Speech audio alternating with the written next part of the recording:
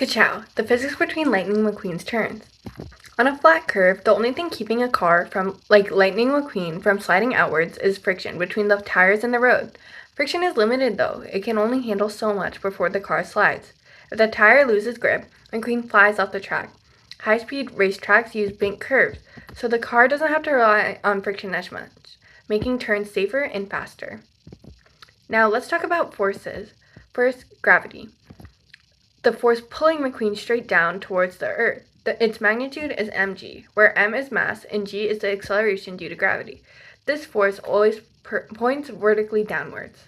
Next, the normal force, which is the force the road exerts perpendicular to its surface. On a flat road, the normal force balances gravity entirely, pointing straight up. But on a bank curve, the normal force tilts along the slope of the road, giving it both a vertical component to balance gravity and a horizontal component that can push McQueen towards the center of the turn. To make things simpler, let's assume McQueen drives at a constant speed, so we can ignore speeding up or slowing down. Now, friction only has to prevent him from sliding up or down the bank. If McQueen goes too fast, the normal force alone isn't enough to keep him in the turn. He would skid up the bank, and the friction must pull down the bank to keep him on track. If he goes too slow, he would tend to slide down the bank, so friction would pull up the bank to hold him in place. Now here's where it gets really interesting. Between going too fast and going too slow, there's a perfect sweet spot, an exact speed where McQueen doesn't need any friction at all. At this speed, friction basically disappears from the problem.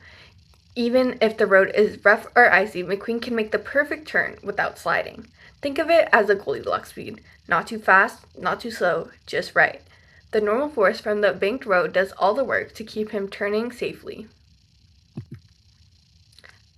At this perfect speed, the vertical component of the normal force cancels out gravity exactly, while the horizontal component of the normal force provides the centripetal force, which keeps McQueen moving in a circle. This is why engineers design curves with a specific angle and radius. They know the exact speed where the car can make the turn safely without relying on friction. Now, given this, we can use it to solve for the perfect speed. First, I like to solve it using the vertical components. I solve for n, which is mg over cosine theta.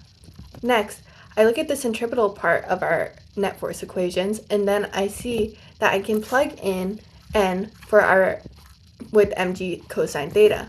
Finally, I get rg tan theta square rooted.